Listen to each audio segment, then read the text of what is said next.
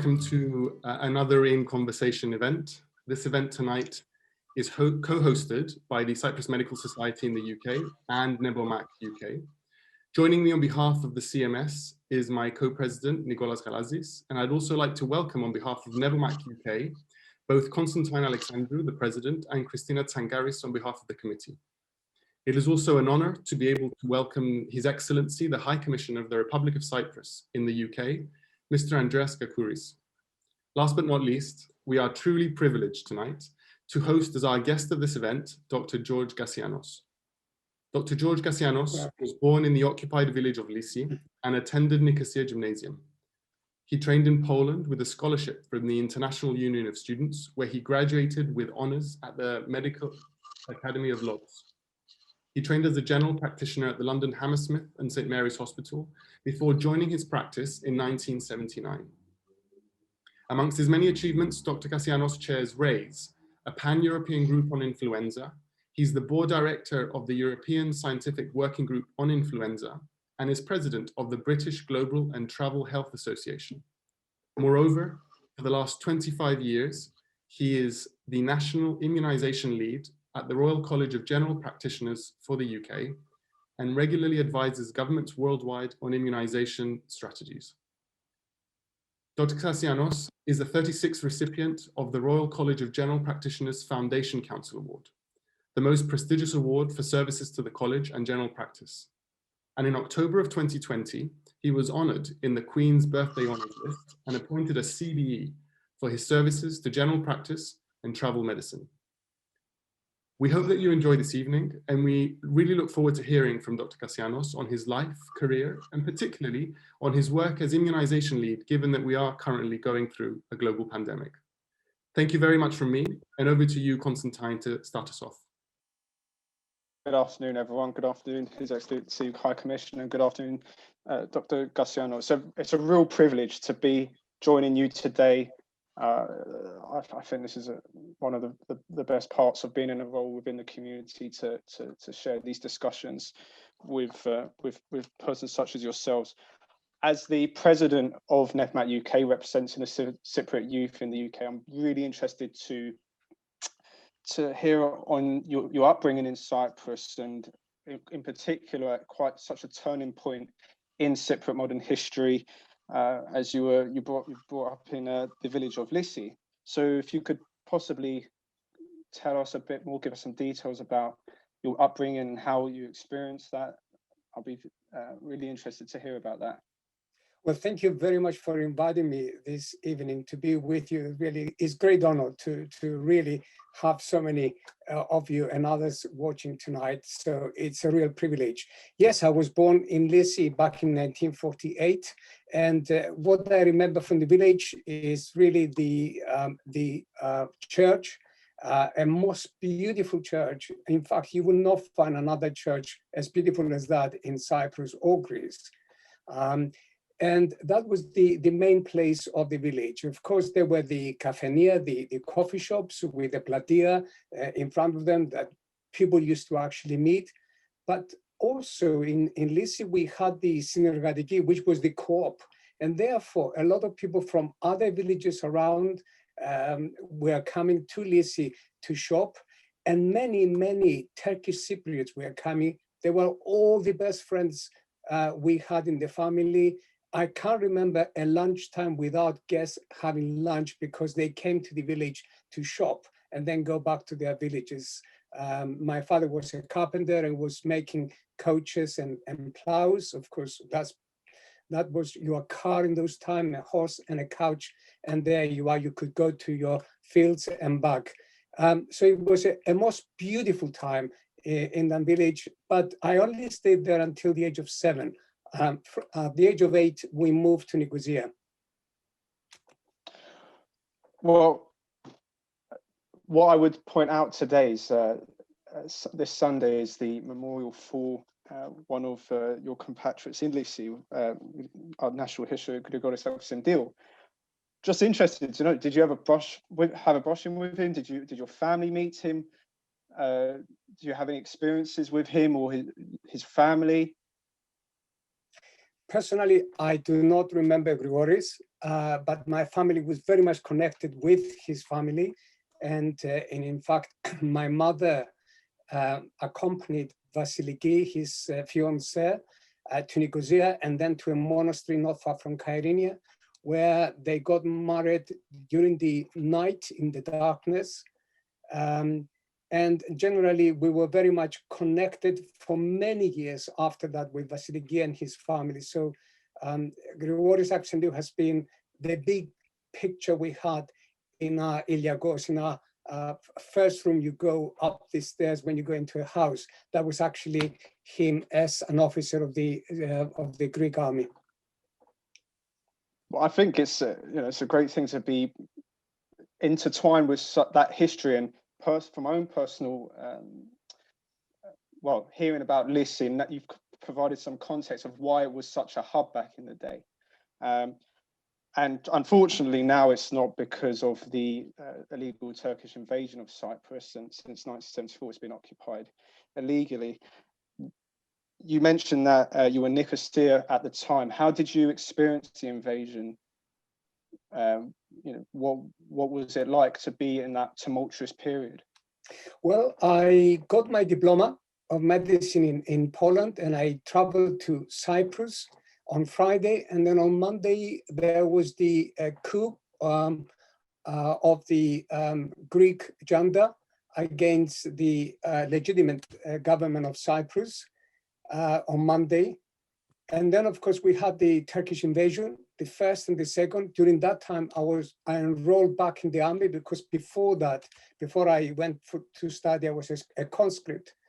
And then I was a medic in the army, but by September, things were really such that I was released and I was able to leave Cyprus to go to Athens at the time. So it was a very hard time to actually see what was happening in Cyprus and see the suffering on people and people we were seeing coming into accidents and emergency.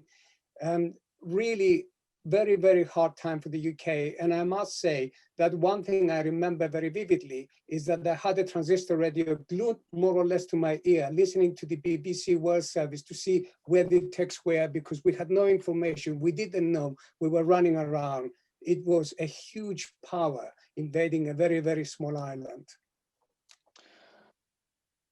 I mean, you touched on the kind of the casualties that you had to tend to during that time, and just wondering, you managed to achieve so much in the UK. How did you end up in the UK from that point? And was the invasion quite a significant point in taking this path and ending up in London? Well, my plan was to go to California and practice there. I had that plan. But of course, everything changed with the invasion. I found myself in Athens, and then I found myself on a coach to London. And in fact, the drivers refused to take any fee from me because I was from Cyprus. That was the love the Greeks had for the Cypriots and how they felt at the time. Well, I arrived in Dover, and then of course, I had a 40-minute discussion, if you can call it, with the officers there, because I had £150 in my pocket, and I wanted to go to California, but I wanted to pass the exams for the United States in London before I go to California. What are you going to do with £150? But the power of having a medical degree for which to get a doctor at the time to study medicine, the cost was about $250,000.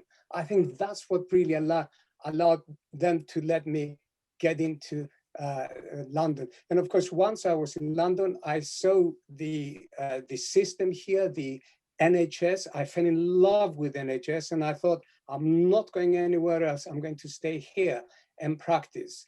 And I started down in Worthing, my first job, and within a few months, I fell in love again, this time with a nurse. And this year, we are celebrating our 45th wedding anniversary, and we have 3 wonderful children. Well, congratulations for your 45th anniversary. And it's a touch note that you commented on the National Health Service, which we will share as particular importance to. And it's a nice segue to pass over to the Cypriot Medical Society and ask you about your career. So I'll hand over. Thank you, Constantine. And I would say the rest is history, George. So let me congratulate, let me welcome you as well, actually, and thank you very much for spending your time with us today to explain to us everything and also to the wider community. George, let me ask you, what made you follow a career in general practice?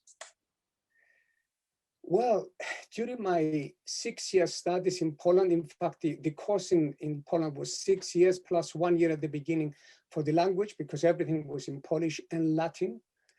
I wanted to do every single specialty I studied. There was no specialty that I didn't want to do. I came to the UK and I was doing my pre-registration, which was 6 months surgery, 6 months medicine. And during that time, I would go and join the ward rounds of any other specialty around. So the consultant really realized that and got me in touch with a GP, and I saw how the GP was working, where he was doing gynecology, he was doing cardiology, he was doing dermatology, everything. And I thought, that's it. That's what I want to do. And of course, with the Poland was not in the EU in those times. And you had to redo the exams here, but as a doctor. So I went up to Scotland and sat the conjoined exams of the 3 Royal Colleges there, passed it, got full registration. Then I could work in general practice. And the rest is history. I got the vocational training scheme for the Hammersmith and St. Mary's hospitals, which was 3 years rotation, plus with 2 GPs as trainers, and they happened to be, one was the president of the Royal College of GPs and the other one, the honorary secretary. So I was in the right place at the right time. And from then on, really, general practice was opening so many doors to me, and I opened as many as I could. Thank you, George. I will definitely try to get through these rooms, these doors with you at some point today, just to learn a few more things about what you've done parallel to general practice. I want to ask you, what were the challenges during the 70s in the UK? I mean, how did you adapt as a foreigner in the UK? How did you find it?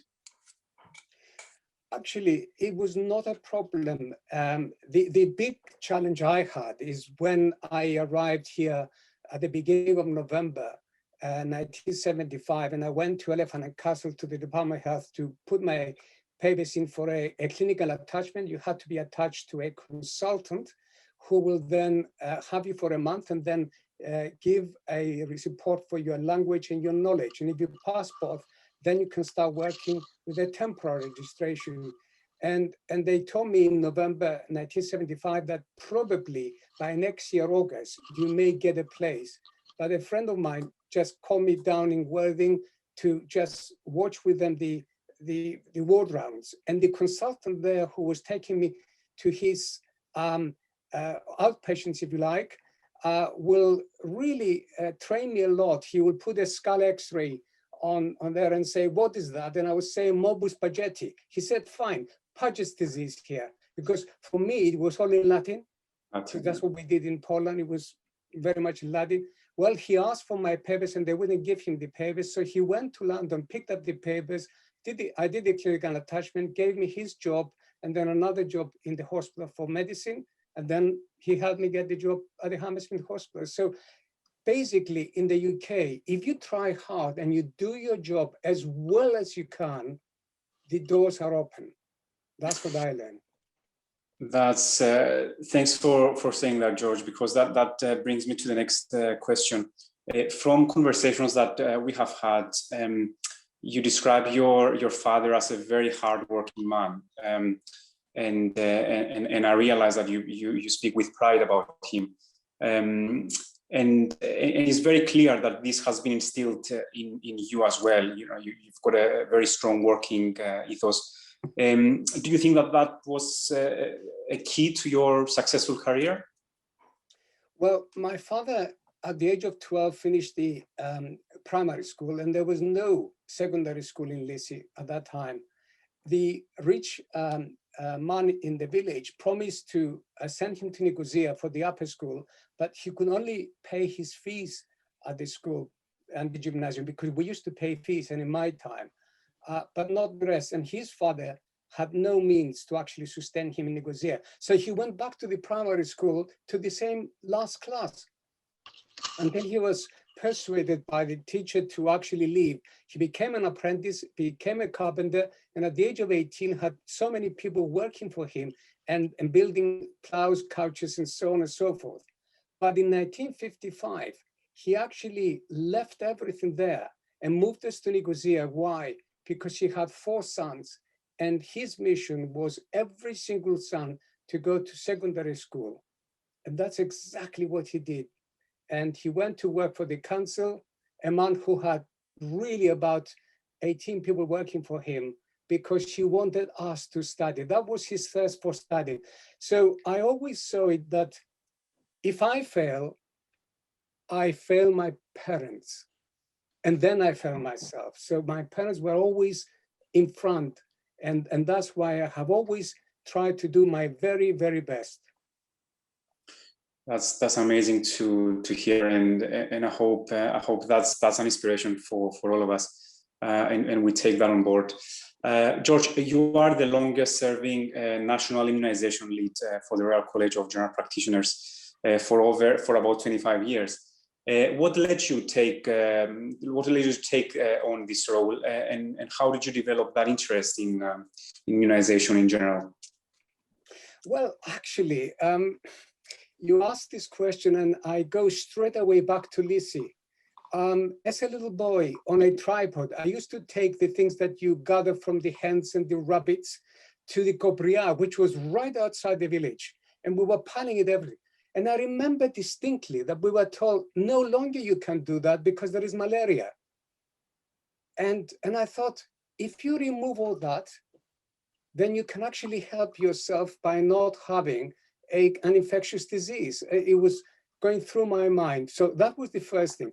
But during my studies in the 4th year of the 6 years in Poland, I was going around the hospitals in the town, taking blood from anybody who had inflammatory liver disease, trying to find whether they had the Bloomberg's antigen or the Australian antigen. We used to call it in those times. Later on, it was serum hepatitis, and now of course, it's hepatitis B. But in those times, we didn't know. Now that research got the first prize in Lodz, got the second prize in Poland, but it got me into infectious diseases. When I started my practice in 1979, we didn't have contraindications to vaccinations, and each of us was advising differently parents for their children. So I said to my partners and the midwives and the health visitors, why don't we all get together and write the contraindications, and we agree. And I wrote it on a page and a half of A4. Now that in 1990 was the first edition of my book on immunization, which was written in pencil. Then we had a second, a third, and a 4th edition. And of course, I stopped after that because the web took over, and the book was selling not only in the UK, but in the United States, in South Africa, and so on. So it started from just one idea of a page and a half in primary care, and went into a book of 900 pages. That is what you can actually get in primary care. It's a Vesuvius of ideas you can actually take on and develop and go further. That's amazing. And we'll get back to the general practice at some point later on. Now I'll just hand over to NEBOMAC committee member, Christina Tsangaris, for more questions. Hi, Dr. Kassianos. Thank you once again for obviously joining us today. Moving on from your fascinating career and background, we are obviously going to discuss the topic of immunisation in a little bit more detail. Now, we're at a real turning point at the moment for the COVID-19 journey, and many of those listening today may have already been called for their vaccines. So the first kind of perspective we'd like from you is, understanding as part of your role as immunisation lead, is there work that goes into planning for potential pandemics such as this? Very much so. And we thought we were prepared for a pandemic, but we were preparing for a pandemic with influenza that we knew very well. And suddenly we were faced with a virus that we didn't know at all.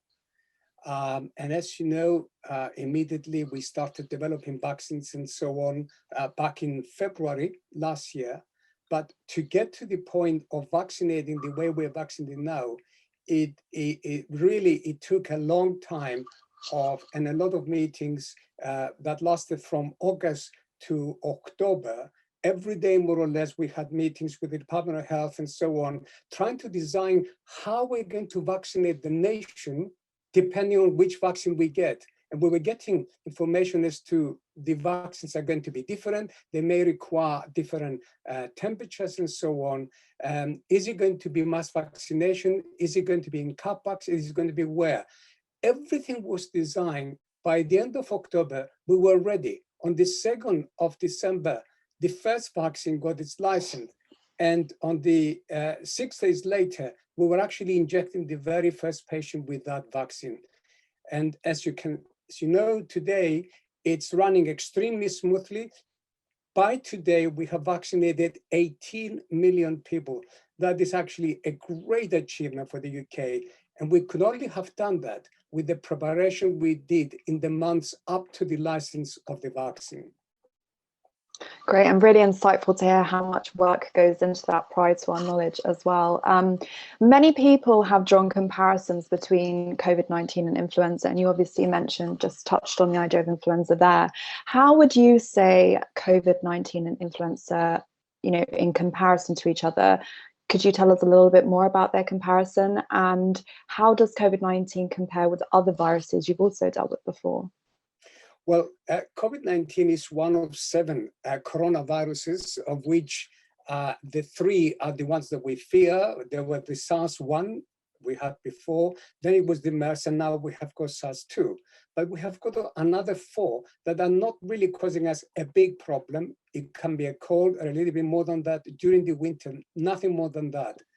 But this virus we have, SARS-CoV-2 now, is one that is really extremely well transmissible. The R number, the reproductive number, is between 1 to 4, while influenza is 0.01 to 0.05. You can see how much more transmissible this virus is. Now, the symptoms of influenza, if you go to the office in the morning and you start feeling unwell, by the evening you are in bed. With the coronavirus, it's a much slower affair with the symptoms to actually develop. And that really differentiates the 2 quite well. And of course, coronavirus is causing us so many more symptoms that we never got with influenza, but they're here. And what's more, they go on to continue in about 1 to 2 out of 10 will actually continue for more than 4 weeks. The long COVID and so on. So it's quite different than influenza. I wish it was an influenza virus. We will cope so much better with it. This one is different, and therefore we needed to take different action against it. Now, obviously, we have PPE that's been introduced for quite a while now that we've all well adjusted to, at least. But people have noted less cases of influenza, for example. Do you think the PPE is sort of bringing that down as well, as when we look holistically at how other viruses and other illnesses are in our community right now? Well, there are 2 things why we have not seen influenza this year. One is that we have vaccinated so many more people this year. In fact, we have given 2.5 million more doses this year than the year before. And we achieve a vaccination rate of the 65 and over, 81%. That is actually an amazing achievement. So that has helped for influenza.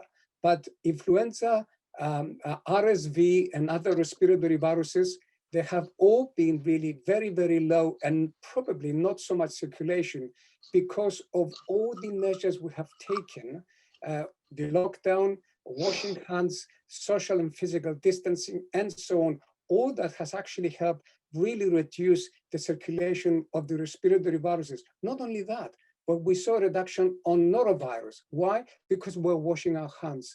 We saw a reduction in measles, with chickenpox, all these diseases.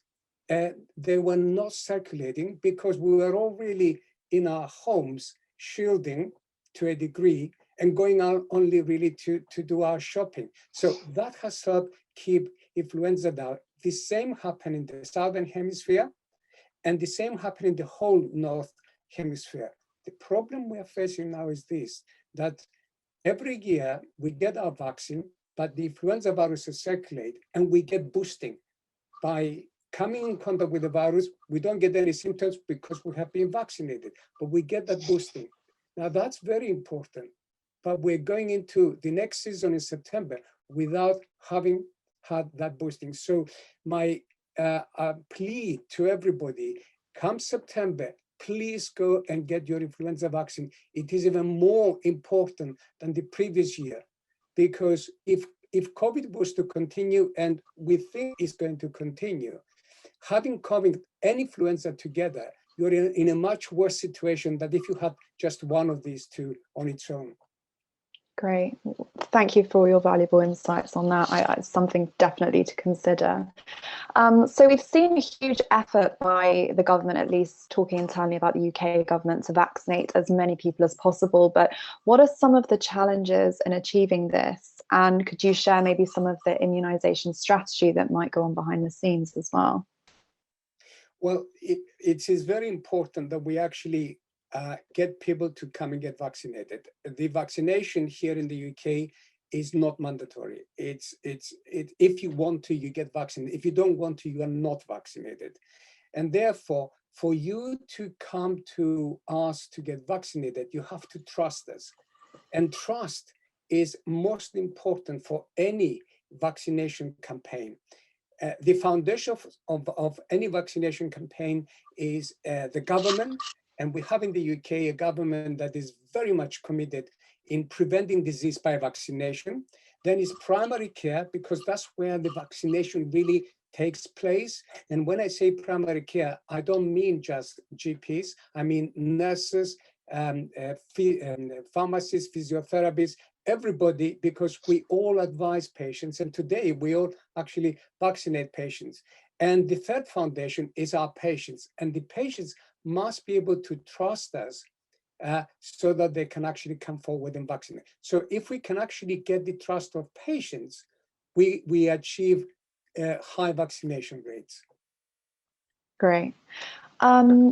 So you've obviously led on various other immunisation programs in the past. How would you say this immunisation for COVID-19 differs to others you've worked on before? The biggest difference is it is based on mass vaccination. Now, we have done, to a small degree, mass vaccinations with influenza when we open our doors on Saturday, when GP practices were not working, but we open our doors and we vaccinate 300, 400, 500 patients in one day. So we had a degree of experience about mass vaccination. But with COVID this year, mass vaccination is the norm. And it maybe is going to continue the norm how we vaccinate. And when we were designing the vaccination campaign back in August to October, it was always going to be based on mass vaccination. And that's exactly what we do. Now, we went into car parks, we went into gazebos, we did all those things. We found out the pros and cons, but now we're establishing mass vaccination in solid buildings where they can actually stay, because we're going to continue vaccinating for a very long time. Come September, it is possible we will be giving boosters for COVID, and at the same time, we will be vaccinating against influenza. Great. Now, for those who are interested in the behaviour of the vaccine, I don't personally have a medical background. Could you describe maybe for us the mechanism in which the vaccine works and how the body responds to it and how it really protects us from the virus? Yes, we have to go back to the virus. The virus attacks the body, and what it tries to find is the ACE2 receptors on the surface of our cells And once it finds that ACE2 receptor with its spike protein, it locks onto that receptor. Once it does that, it gets entry into our cell. And the only thing that it does is to multiply itself, because that's why it lives, is to multiply. It instructs our cells to produce babies of the virus. Thousands and thousands are thrown out all the time. And of course, that's where the genetics go a little bit wrong and you get those mutations. And if it's a mutation, if a mutation is an advantage to the virus, genetically, then it will actually stay. Otherwise, they are lost. And we get a lot of those mutations. So if you're going to produce a vaccine, you've got to produce a vaccine that actually stops that virus getting entry into our cells. And what we did was to actually get that spike protein and produce vaccines against the spike protein. But of course, you have to get that spike protein to the immune system. And the way you do it, you have a messenger, a vector. In the case of Pfizer, for example, or Moderna, you have got the messenger RNA that we have formulated. And to that, we attach the spike protein, and it takes it from our arm to our immune system. The immune system recognizes that as something to really produce antibodies. Not only that, but also remember it in case it comes back later on. In the case of AstraZeneca, they use a virus which is totally harmless for us, but it causes cold in chimpanzees. And what's more, they have removed from the virus its ability to multiply. It cannot multiply, but it can ferry the spike protein to our immune system. So whatever we do is just getting that spike system into our system to produce the immunity. Great, thank you for that really comprehensive breakdown. I think a lot of people will appreciate that.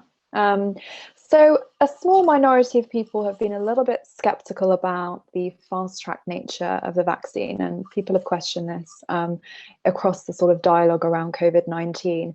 Do you maybe have an argument that could ease their concerns a little bit in this area? Well, they are worried because normally with other vaccines, you take 2, 3, 4 years to formulate your vaccine.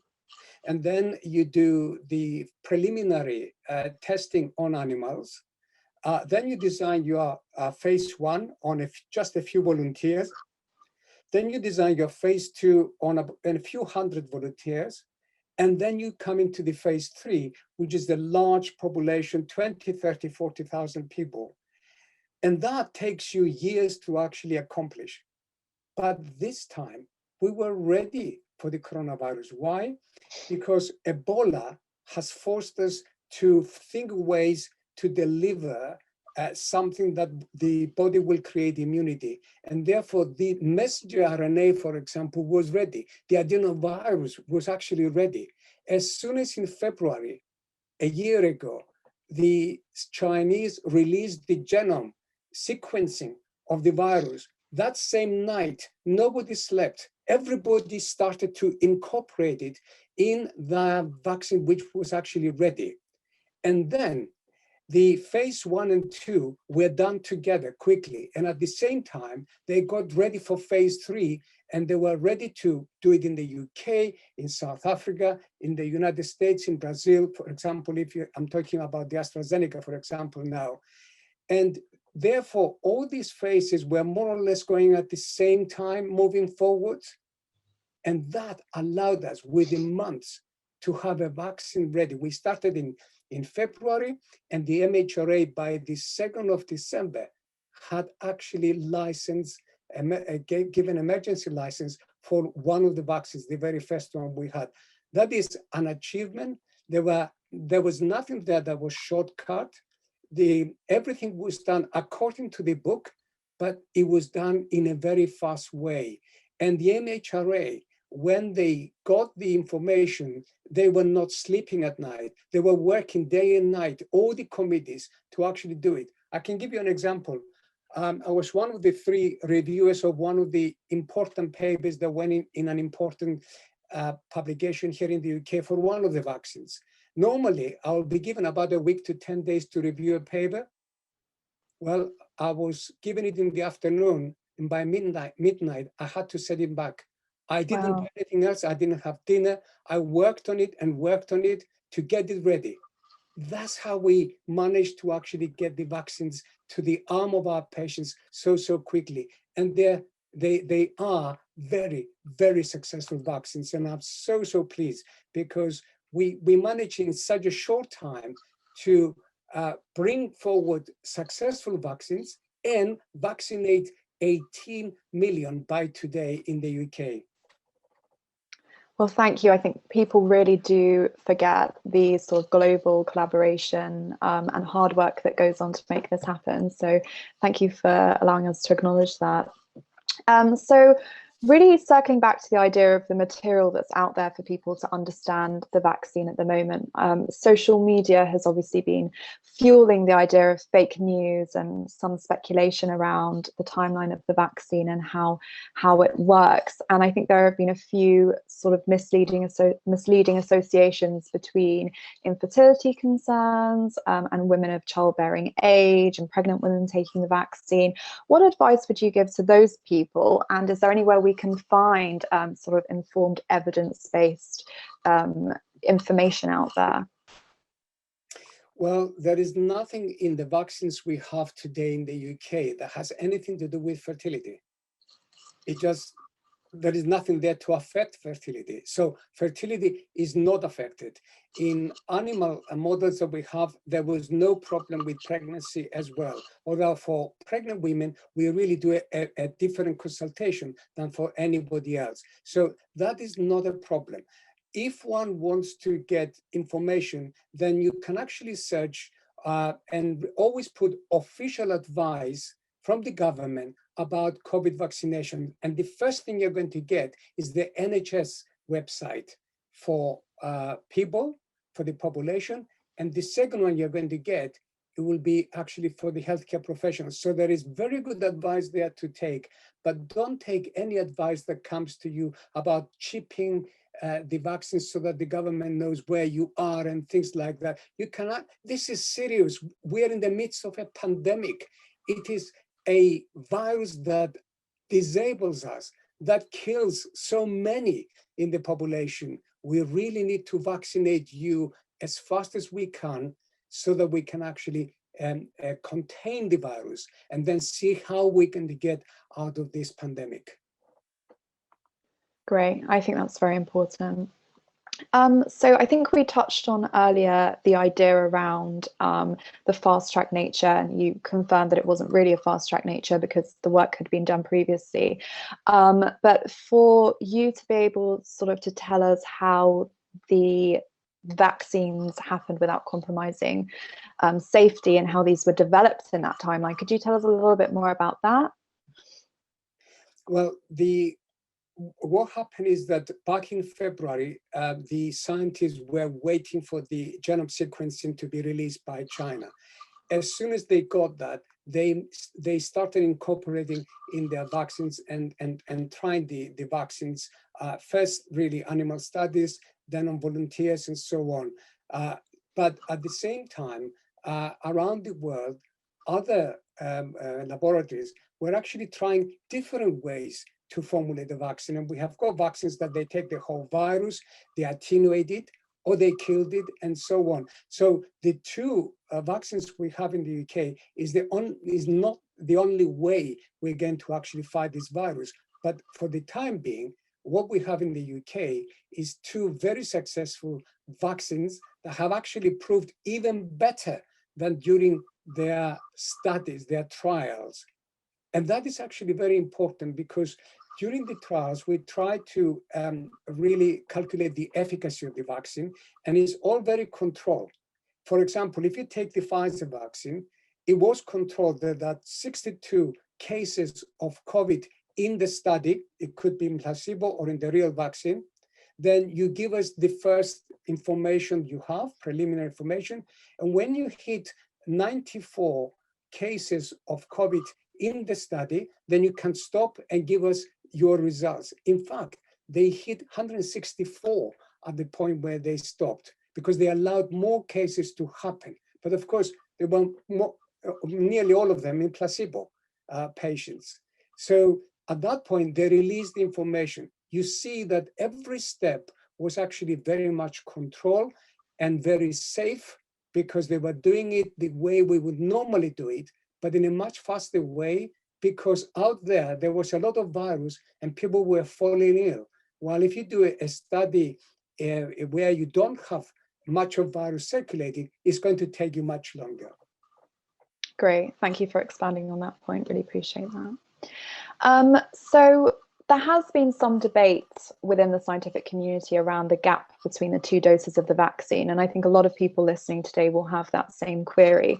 What are your views on this, and is there new and emerging data and evidence around how this gap works, and do you think as the vaccination delivery scheme goes on it will adjust and this will be changed? Yes, a lot of discussion has taken place because other countries have not adopted the idea of not giving the second dose at the time when the vaccine gave it during the trial. If we take the Pfizer vaccine, we decided not to give it at 3 weeks. In fact, on the 22nd of December, I was given my first dose of Pfizer, and they gave me an appointment for 3 weeks, and I said, can you please allow me 8 weeks or more than that? And they did, and I got it at 8 weeks. Why? Because the JCVI was thinking this way, that in immunology, when you give when you're a manufacturer, you have to decide when, if you need 2 doses, when is your second dose to be given? What is the earliest time you can give it? And in the Pfizer vaccine, it's 3 weeks. In the AstraZeneca, it's 4 weeks. That's the earliest. But what we know in immunology, when you give the first dose in a disease that your patients have not come in contact with before, you prime them. And if you allow longer time before you give the second dose, then the immune system really gets the memory well done. It creates the antibodies and is ready. And when you give the second dose, then immediately the body answers with more antibodies. It kicks in the memory cells that remember that spike protein, and they produce more antibodies against it, and you get a long-term immunity. There are 2 vaccines that we don't do that. And anybody who is in vaccinology and is watching us now, and you want to know which ones they are, it is the inactivated cholera vaccine and the oral live typhoid vaccine. With those 2, if you miss the time you were giving them, you go back and repeat it. With all the other vaccines, you never give the same dose that you missed. You just give it when your patient comes back. In fact, it's much better to give it longer time than to give it on time. Here, we needed to protect the population as fast as we could. By giving 2 doses, we were depriving half the people of the first dose.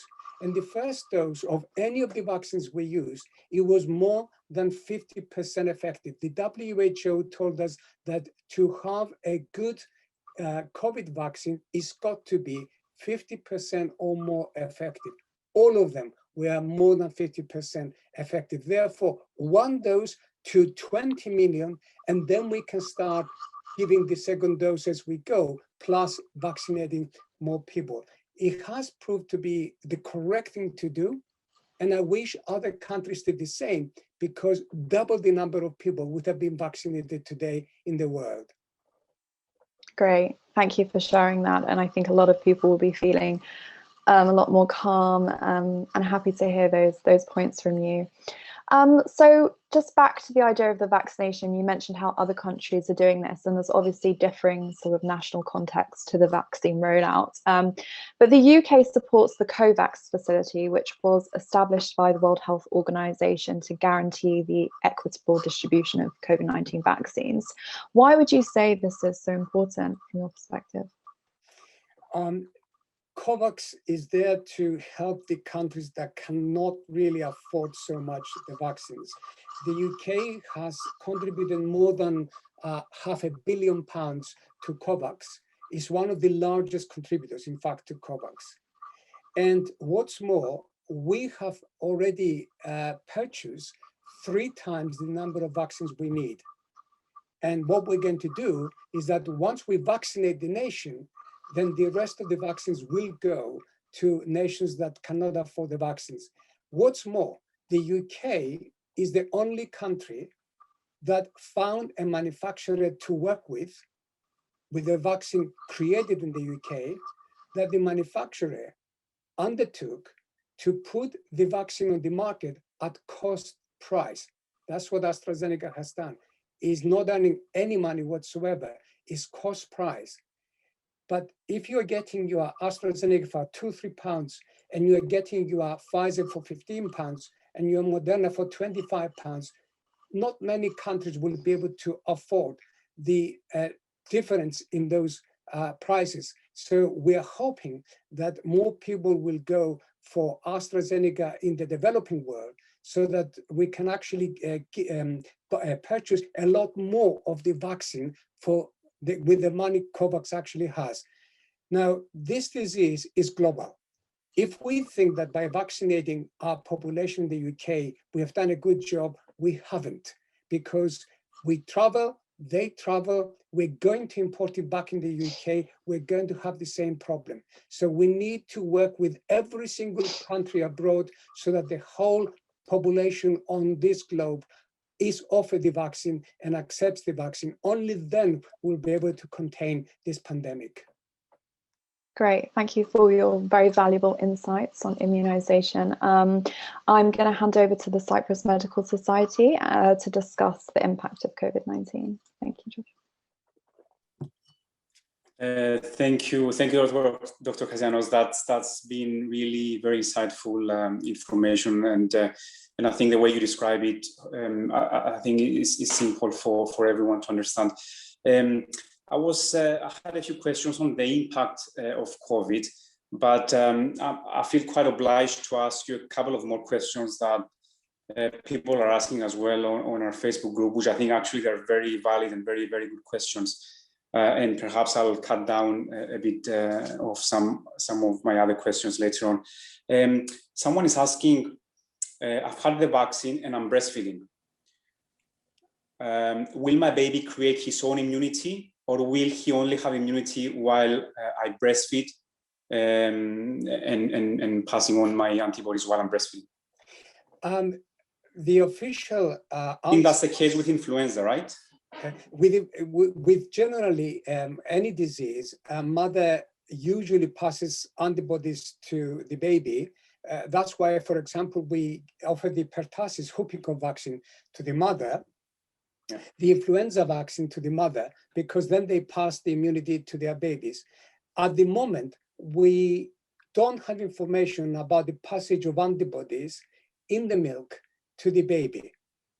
Whether you look at the green book of the government or the information that has been sent to healthcare professionals, everywhere you see the same thing, that we don't know whether the antibodies are actually passed.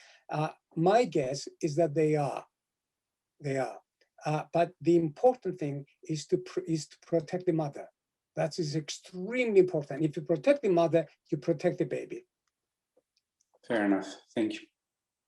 Sorry, Dr. Kassianos, did you want to add something else? No, that's fine. No, okay. And one other question, which I think concerns healthcare professionals, because a lot of us have had COVID last year and so on, and a lot of us have had one dose of the vaccine and we're waiting for the next one. My friend Lynn is asking if you already have antibodies to COVID-19. There is research showing you only need one dose. Is that right?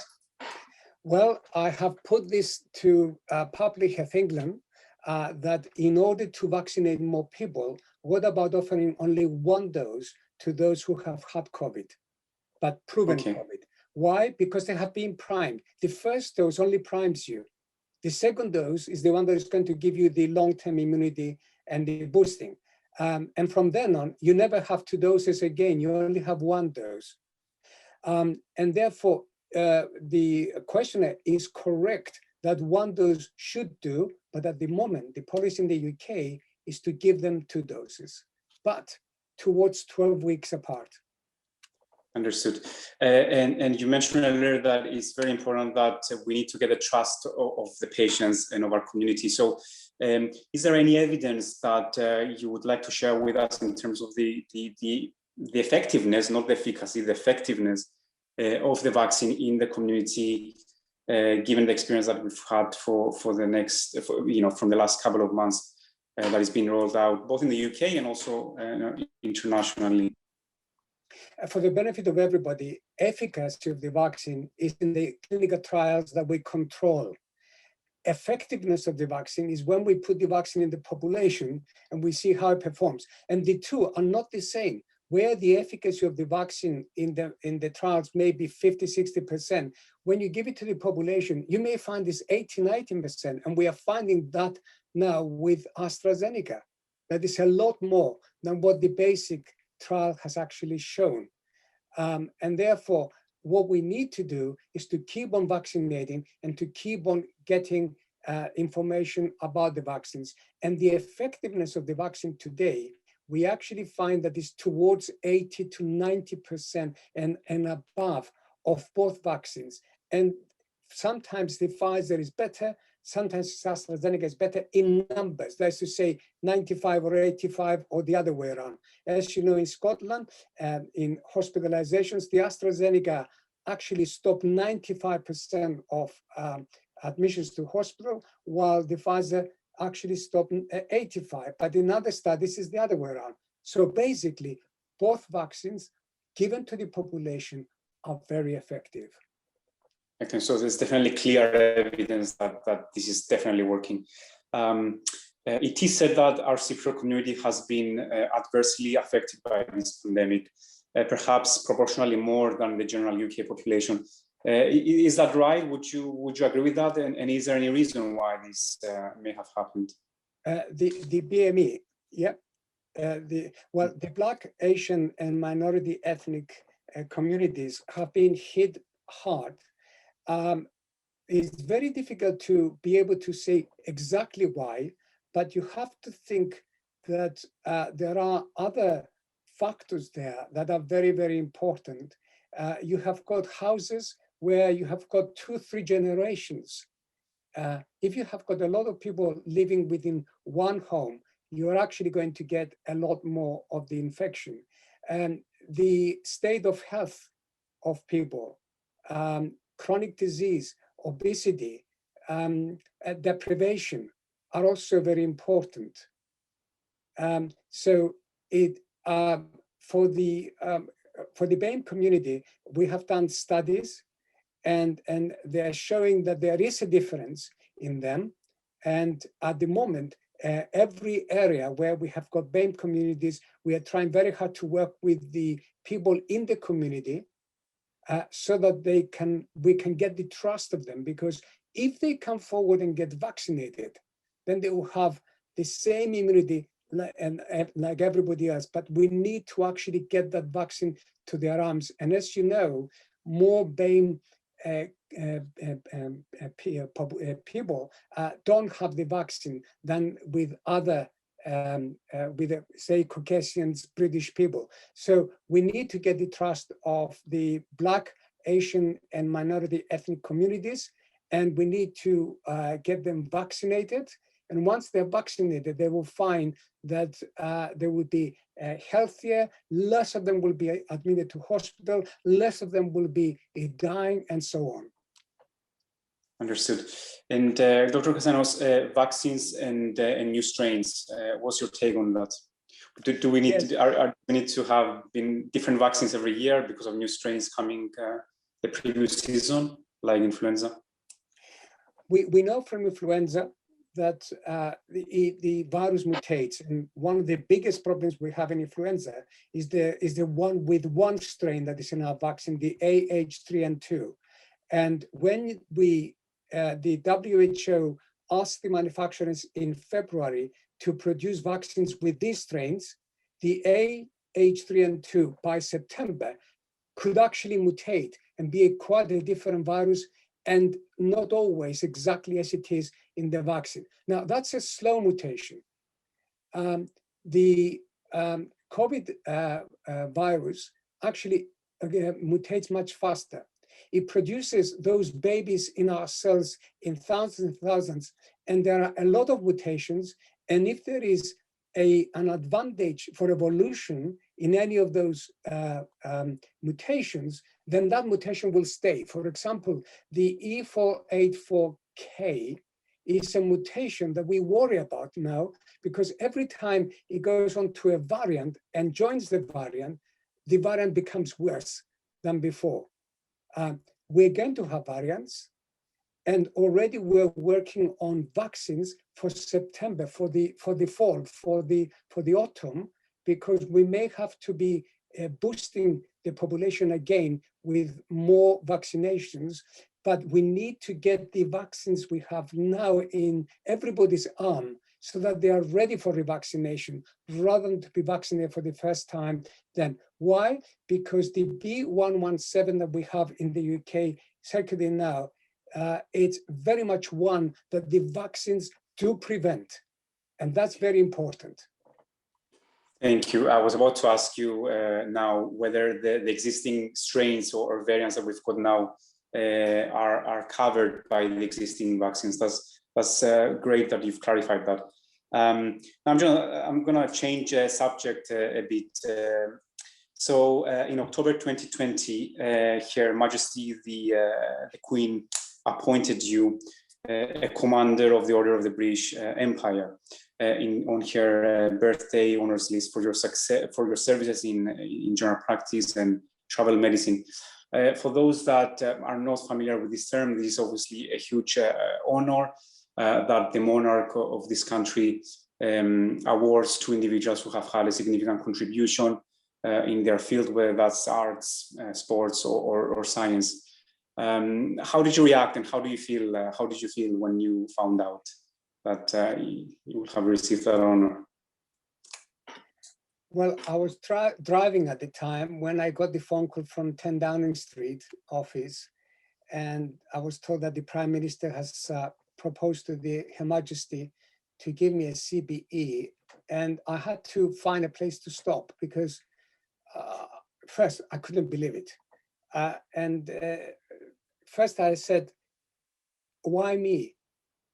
It was a question that came out very naturally. Why me?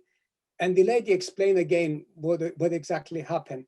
And then I said, "Are you sure it's a CBE? Because CBE is Harold Pinter, is Stephen Hawking. Are you sure it's a CBE?" She said, "Yes, it is a CBE. And we're going to send you the papers now, but it has to be really one that you don't give the information to other people until it's announced on the day," and so on and so forth. So I had to stay in the car for a while, parked in a lay-by, absorbing all that. And then I drove home and told my wife, but we couldn't tell the children. And they only learned on that Saturday morning what was happening. That's amazing. And this is an award that a tiny minority of doctors will ever receive. So really, that's quite impressive. And to have someone from our community having received that award is really impressive and very inspiring. I just want to ask you a couple of questions on general practice and before I hand over to the High Commissioner. So general practice has not been a very attractive career choice for Cypriot medical trainees. But I'm sure after watching you today, you will be indeed inspiring the next generation of doctors. What would you say to those trainees thinking about the specialty, or these medical students thinking about the specialty that they want to follow? What kind of criteria should they set? Well, Nicholas, it's simple. If what you want to do is narrow, you only want to do cardiology and nothing else, go for cardiology. If you want to do gastrointestinal disease and nothing else, become a gastroenterologist.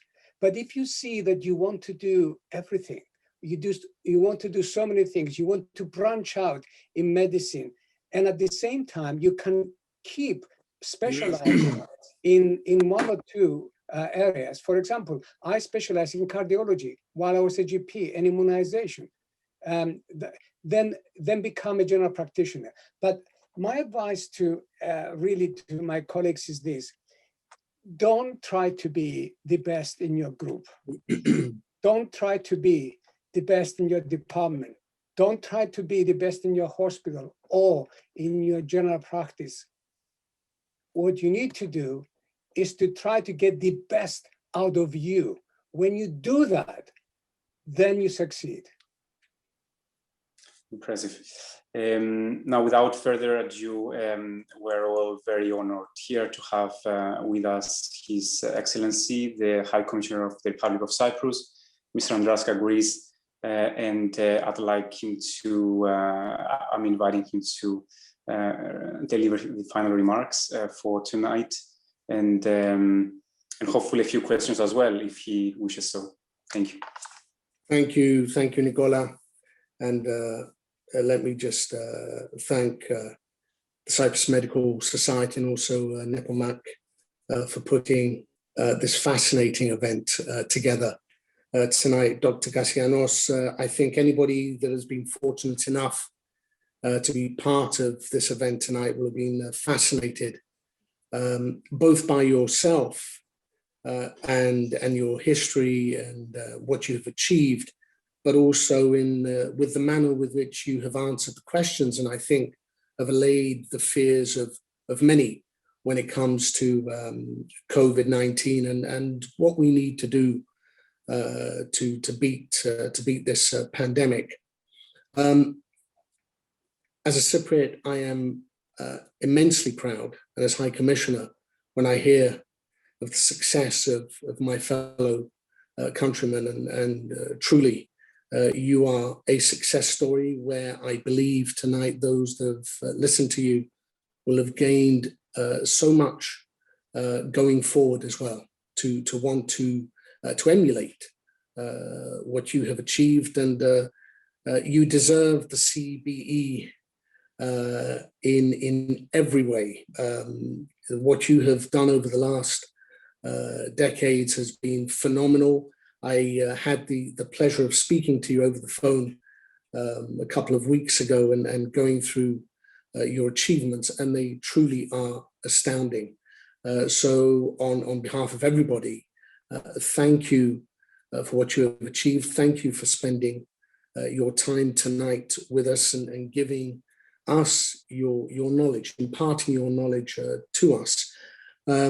If I may, Dr. Kassianos, just one or two questions on my part.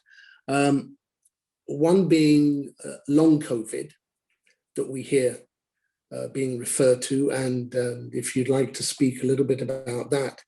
But secondly, and I think personally, more importantly, when you refer to the international collaboration that has taken place in finding a vaccine as quick as we have found to deal with COVID-19.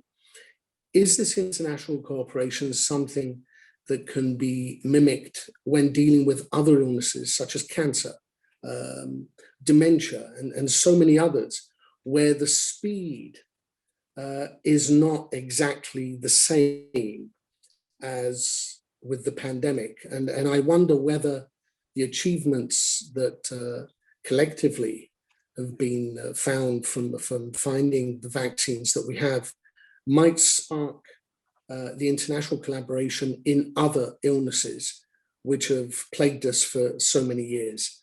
If I can just ask those two questions, but in ending to, again, thank you so much for tonight, and I believe I speak on behalf of everybody in saying that it's been absolutely fascinating. Thank you. Thank you very much for your kind words, High Commissioner. The long COVID, of course, is something that we have not had before to know what happens and whether you can come out of it at some stage later in the future.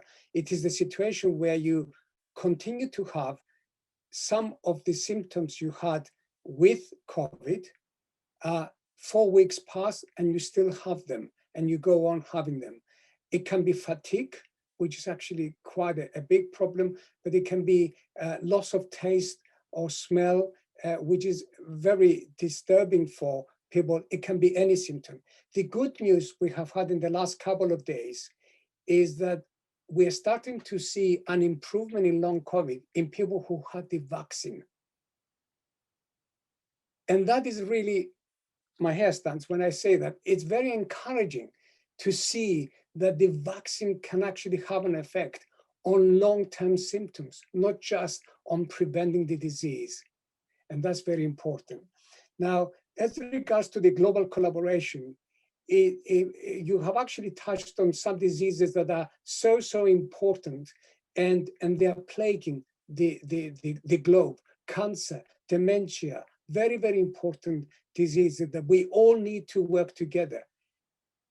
In the case of cancer, I have to say that when they were looking for the adenovirus, how it's going to carry the spike protein or the messenger RNA and so on, they were working on cancer because we want to deliver to the cancer something that will destroy it. So the technology of COVID, it's actually being applied on cancer.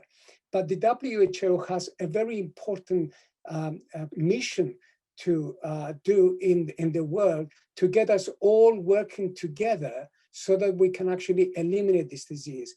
And I pay tribute to Bill and Melinda Gates for the foundation they have actually formed. In my lectures, I always say that there are two things that have saved more lives than anything else in the world. They are provision of clean water and vaccines. But in fact, there is a third, is the Bill and Melinda Gates Foundation. That foundation has actually grasped exactly what you mentioned now and helps the WHO, individual countries, individual scientists to develop anything that will improve the hygiene and it will improve the health and well-being of everybody on this planet, not just the Americans, not just the Europeans and so on. And I think we need to pay tribute to this foundation. And I wonder why the Nobel Prize has not obliged all these years.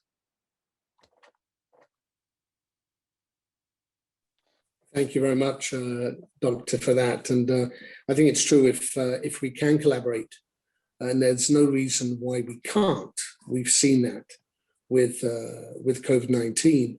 Then hopefully, in sooner rather than later, we're able to deal with these other diseases which have plagued us, as you said, for so many years. And again, from my part, thank you for everything that you've done. Congratulations. Again, and we'll be keeping in touch, at least definitely from my point of view. Thank you very much. And thank you all for your very kind invitation this evening to be with you and discuss all these matters that are very dear to all of us. Thank you. Thank you very much. In closing, what I can say personally, this has been an incredibly fascinating discussion. I think we've answered questions that I hear on a daily basis from anyone, Cypriots or non-Cypriots, and I'd be tempted, or I am going to refer to this video if I do go into these discussions again. I've had the answers myself. This video is useful to people, Cypriots or non-Cypriots alike. So I would just like to kind of make some final points. The vaccination is safe. It has been given the due time and work than any other vaccine, even more so. Everyone should take it, young and old alike. You did state that we should also take the influenza vaccine when it comes out in September. I think that's important to note. And we should care about the global community, because if we don't, COVID will be here to stay. So yes, I think there's a lot to take from this discussion.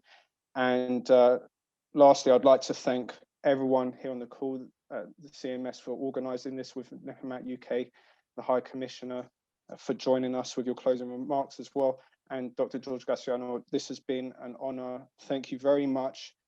On behalf of the Cypriot youth, we are proud to have someone like you in our community, and you're a role model to all of us.